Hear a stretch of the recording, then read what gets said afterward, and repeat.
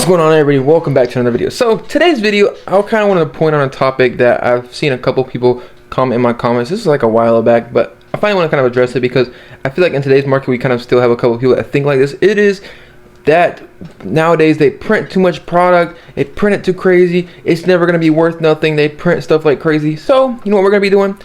We're going to go back to one of the eras that was the most printed in all of Pokemon history. It is the Sword and Shield era. And this is maybe, like you say, look, 2021, this is around like the 2021, 2022, around there. So this is about 3 years old now, around there, around that 2.5 years, depending what set you look at.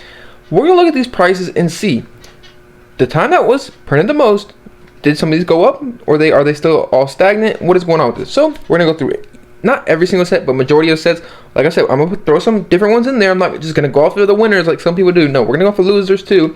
But most of these sets, at the end of the day, if you do what real Pokemon investors actually do, and majority of Pokemon like channels and kind of creators that tell you what to do, buy every single set, you would have made out. And most of these sets, whenever they came out, you kind of already knew if they were good sets or bad sets. You know what I mean? Like that. I know there's certain instances where some of these we were kind of already hyped and stuff like that. They went crazy and they are not. But a lot of these sets, when they came out, you can kind of have a feel for that they were good sets or not. You see what I'm saying? So you could have went heavier into those sets. Okay, so let's get going. Let's start with one of the probably worst kind of sets. I wouldn't say the worst, but one of the worst sets, Vivid Voltage. This set right here, if you would have put your money in there, it wouldn't have gone. Okay, wait. Before we start this, what we're going based off of prices now is Pokemon Center. Pokemon Center, this was like the lowest price you could have probably, or the highest price you could have probably found it for at that time, during that time, if they didn't sell out.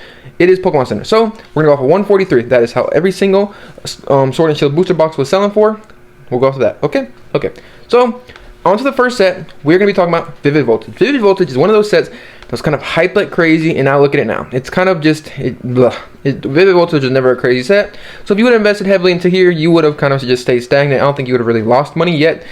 I mean, you wouldn't have lost money, but you wouldn't have gained money. But the main thing with that, you would have lost at that point. At this point would have been like kind of your time invested into it. And at this point, if you're still holding on to Vivid Voltage since back then, I feel like you should have at least kind of sold this off and kind of went to somewhere else, because you already knew this set wasn't going crazy. So that's just that. Okay, like I said, we're gonna go through a lot of losers, then we're gonna go get to the winners. Darkness Ablaze. Darkness Ablaze is doing all right. The prices of it, you see it now, it's selling for around 150, you know what I mean, like that, 140, still around the same price. You wouldn't have done good with this set either. You know what, like I said, you have some winners and have some losers. There's a few of them that, but some of these sets, like I said, I feel like you kind of would have known at the time, and depending how you felt, some of these sets you really felt strongly about, and you would have really heavier into. Now we're going to start, so that was only 2 losers. I think there was another loser there too, like Battle Styles and stuff like that. That set nobody really liked and enjoyed, but let's just start getting to some winners. Now we're getting to Brilliant Stars. Brilliant Stars is sitting around $190 to $200. So if you'd have had a couple of these boxes, you would have been up $60 a box. That's what I'm saying, like that. And Brilliant Stars isn't really a crazy set to me personally. I don't really like Brilliant Stars like that too much. I don't really have too much Brilliant Stars. I think I have like one ETB of Brilliant Stars personally, at least personally. Astral Radiance. Astral Radiance is not a crazy set either. Astral Radiance would have probably done the same thing that Brilliant Stars did. Astral Radiance isn't like a crazy set either. I have Macy Post personally. I have like a good amount of sleeve blister packs, but that's because they were up on the Pokemon Center site for a while, so I bought a good amount of them. Not crazy, but a little bit, you know what I mean? A little bit.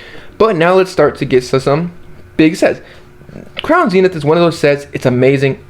Great set. Everybody loves Crown Zenith. They just did not stop printing this, and they're finally starting to go. They kind of, you were starting to not really see that many Crown Zenith in the wild. Like, I think literally, I thought it was maybe like 2 or 3 months ago, I was still finding Crown Zenith out there. It's crazy after how long this set was out.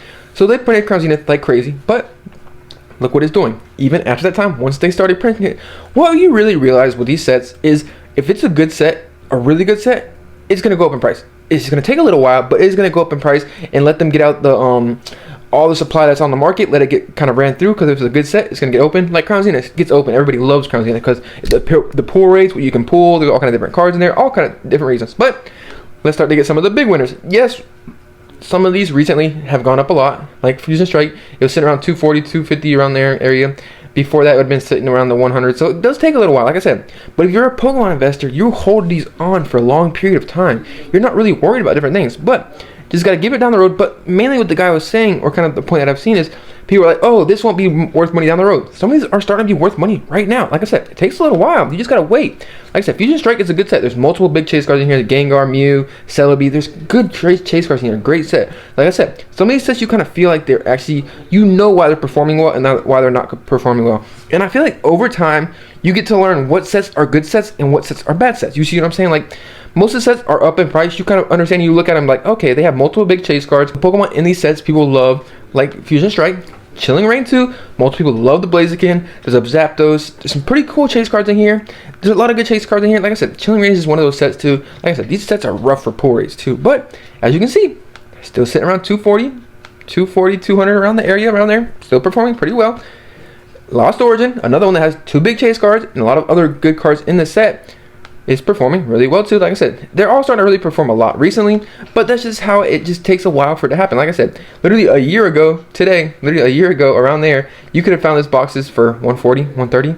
So it takes time. Like this set came out, we can go look at and see. This set came out around, I think, when did Lost Origin come out? Lost Origin came out, but the main thing with Lost Origin is they had like a big massive reprint. Look, 2022. So it would have been 2 years later, or when it last year. It took a year. It took a year for it to kind of finally get off the market because they did a big reprint on it. So that's what kind of messed that up. And Silver Tempest is the same exact thing, but like I said, it just takes a while. Whenever the supply gets dried up on these boxes, that is when it starts to really grow up, especially if you get good boxes and good sets. Okay. Now we're gonna go to the one that everybody knew at the time was a great, amazing set, Evolving Skies. Evolving Skies, don't even have to explain it really, but look what Evolving Skies is. It's pretty much going for $1,000 now. $1,000 a box. Literally. It's crazy what Evolving Skies is doing. Like I said, but some of these at the time, you knew they were going to be big winners because of the big chase cards, multiple chase cards. Look, for Evolving Skies, why do you think it's so big? There is multiple different chase cards. There's so many evolutions. That is why I feel like a lot of the times with evolutions, they do really well is because there's multiples of them. Like Prismatic Evolutions, I feel like it's going to do really well because evolutions, there's multiple of them. They have other big chase cards in there as well. Evolving Skies has the Rayquaza, Dragonite. There's multiple big chase cards in this set. The Umbreon, Sylveon, a lot of big cards in here. It's just like I said, you kind of get a feel for the sets that are going to do really well, and people really enjoy it because you're going to stand the sentiment at the time, being like, oh, do these people really enjoy this? Do they not? At the same time, you got to make your own opinion in what you feel like is going to be good sets. Like I said, somebody was probably like, oh yeah, I know back in Vivid Voltage it was crazy hype and stuff like that, but like I said, you learn the mistakes at the same time, so you know which sets to actually go into invest into. After Sword and Shield, we've looked at the set that got printed the most. Now we're starting to get Scarlet Violet. Scarlet Violet is starting to get printed less and less. They're probably going to go back and print it heavy, but this was one of the errors I feel really strongly about investing to. This is a really strong era in general. There's a lot of different things that have changed in the Scarlet Violet era that I feel like is really good going forward. They have illustration rares, all different kind of pools you can get now, just not just one big chase card and stuff like that. They don't have no trainer galleries or anything like that, but we'll have to see what happens. That's just my perspective on this. Down the road, I feel like this is all going to be really worth more because even now it's starting to be worth more. Look, 151 is going like crazy. Twilight Masquerade is doing decent. Surging Sparks is going crazy. And literally just released. Prismatic Evolutions is going to be wild. You see what I'm saying? There's different kind of sets that you have to feel for and understand. And also, if they're really good sets, you know to invest heavy into them. Like Surging Sparks. We knew Surging Sparks was going to be a great set. Prismatic Evolutions. We know it's going to be an amazing set. So invest heavy into it. You see what I'm saying? So the sets that you feel like is very strong and you really kind of feel good about, that you want to go into, that has multiple big chase cards and everything like that, and everybody really likes this set and kind of feels for that they want to chase the cards and everything like that, those are the kind of sets you want to go into. Other sets you know not to go crazy into, like everybody's saying, like Shrouded Fable and stuff like that. A lot of people don't like Shrouded Fable, so do you think Shrouded Fable is going to do good down the line? No, it's not, because a lot of people don't have that sentiment to go and chase the cards and stuff like that. You see what I'm saying? It depends what kind of chase cards in there, what kind of cards people want to go after, and all different kind of things like that. But let me know what y'all think about this. Like I said, I just want to kind of comment on that, what I think about this. But hope you enjoyed this. See you in the next one. Peace.